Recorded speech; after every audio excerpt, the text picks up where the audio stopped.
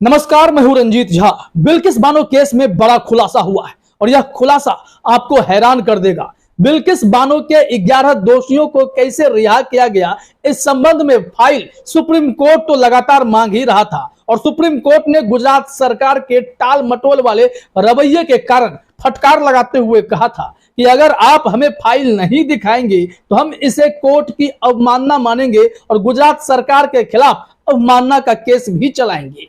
साथ ही साथ उन्होंने एक समय सीमा दी थी कि आप हमें फाइल दिखाइए, लेकिन ठीक इससे पहले वो सीक्रेट फाइल दैनिक भास्कर के हाथ लग गई है और इस सीक्रेट फाइल में ऐसे खुलासे हुए हैं जिसके बाद तो गुजरात सरकार की फजीहत तय है और दूसरी तरफ बिल्किस बानो का केस मजबूत होगा और ये 11 दोषी जो खुला घूम रहे हैं उन्हें फिर से सलाखों के पीछे जाना पड़ सकता है। ये चौंकाने वाले दस्तावेज हाथ लग गए हैं। आप भी अपने स्क्रीन पर देख सकते हैं जितने भी मैं डॉक्यूमेंट्स अभी आपको दिखा रहा हूं, एक एक करके सारे डॉक्यूमेंट्स हैं और इसी के आधार पर दैनिक भास्कर ने एक्सक्लूसिव रिपोर्ट तैयार की है और उसी के आधार पर नवजीवन ने भी रिपोर्ट प्रकाशित की है। इसमें आरोप तो यह लगा है कि गुजरात सरकार ने दोषियों के फाइल में कई चीजों को छिपा दिया, कई चीजों की जिक्र ही नहीं है, कई नियम तोड़े गए हैं, कई ऐसी बातों का खुलासा दैनिक भास्कर ने किया है जिसे जानने के बाद तो सुप्रीम कोर्ट के जज साहब भी दंग रह जाएंगे। और जज साहब ने तो पहले ही कह दिया कि हम अब रिटायर हो रहे हैं, हम चाहते हैं कि इस मामले में किसी निष्कर्ष पर पहुंचा जाए, इसलिए गुजरात सरकार जल्द से जल्द 11 दोषियों की फाइल मेरे पास जमा करे। और जो ये कॉन्फिडेंशियल रिपोर्ट दैनिक भास्कर के हाथ लगी, जो भी इसे देख समझ रहा है और दोषियों की रिहाई के लिए गुजरात सरकार का सारा खेल इससे खुल जा रहा है और हर कोई हैरान है कि सरकार किस हद तक चली गई। एक बिल्किस बानो जो इस दर्द को लिए बीते 20-21 सालों से जी रही है, उसके जख्म को फिर से हरा भरा करने का काम गुजरात सरकार ने पिछले साल 15 अगस्त को कर दिया, जब फूल माला से ऐसे दरिंदों का स्वागत किया गया, तिलक लगाए गए, मिठाई बांटी गई थी। अब जरा अपने स्क्रीन पर देखिए कि इस संबंध में नवजीवन ने दैनिक भास्कर के हवाले से क्या जानकारी दी है। हेडलाइन में है, बिल्किस बानो केस में बड़ा खुलासा, तो ऐसे आजाद कर दिए गए दोषी, जाने रिहाई के लिए दस्तावेज में क्या छिपाया गया था। इसमें जानकारी दी गई है कि दैनिक भास्कर ने अपनी एक्सक्लूसिव रिपोर्ट में बताया है कि गुजरात सरकार के दस्तावेजों में बिल्किस बानो के खिलाफ हुए संगीन अपराध के नेचर को छिपा लिया गया है।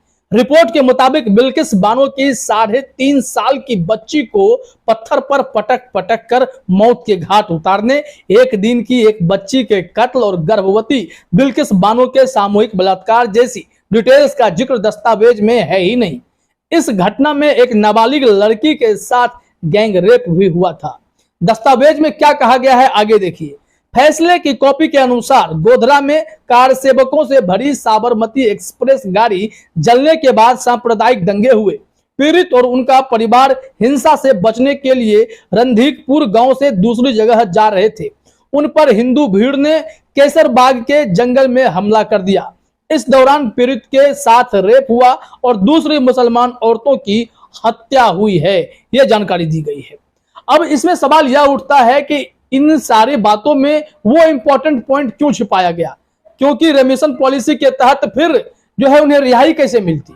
और इसके अलावा जो बात है कि रिहाई के लिए जब सलाह 5 लोगों से ली जाती है, उसमें से सीबीआई ने और मुंबई सेशंस कोर्ट ने मना किया था कि आप इन्हें रिहा नहीं कीजिए, ये लोग शरीफ नहीं है, ये लोग कुकृत्य किए हैं, जघन्य अपराध के लिए दोषी पाए गए हैं, तो ऐसे में इनकी रिहाई तो संभव नहीं है। बावजूद इसके क्या कुछ हुआ जरा देखिए अपने स्क्रीन पर। रिपोर्ट में जो खुलासा हुआ है उसमें दूसरी सबसे अहम बात क्या है। दरअसल कानून के अनुसार गुजरात सरकार को दोषियों की रिहाई के लिए 5 स्टेक होल्डर्स से राय लेना जरूरी था। रिपोर्ट के मुताबिक 5 में से 3 स्टेक होल्डर्स ने इस संगीन अपराध के दोषियों की रिहाई की मंजूरी दी, लेकिन 2 ने अपराध के नेचर को देखते हुए समय से पहले रिहा न करने की राय दी थी।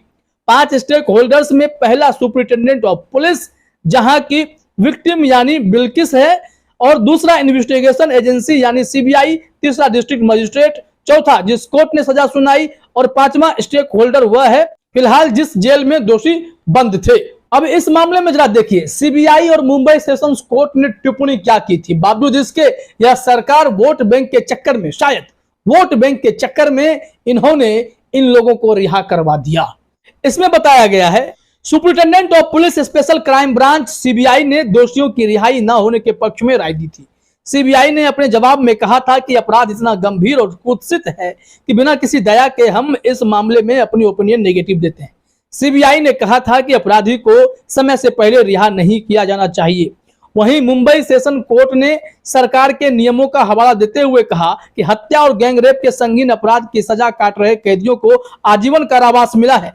सरकार के नियमों के अनुसार कैदी किसी भी हालत में रिहा नहीं किए जाने चाहिए। इतनी बड़ी बड़ी बातें कही गई, बावजूद इसके सरकार जो है अपनी जिद पर अड़ी हुई थी। किसने कहा कि रिहा हो जाना चाहिए, उसकी भी चर्चा की गई है। जरा देखिए, अपने स्क्रीन पर बताया गया है कि बिल्किस बानो के इलाके के superintendent of police, district magistrate और जेल ने दोषियों की रिहाई के पक्ष में अपनी राय दी।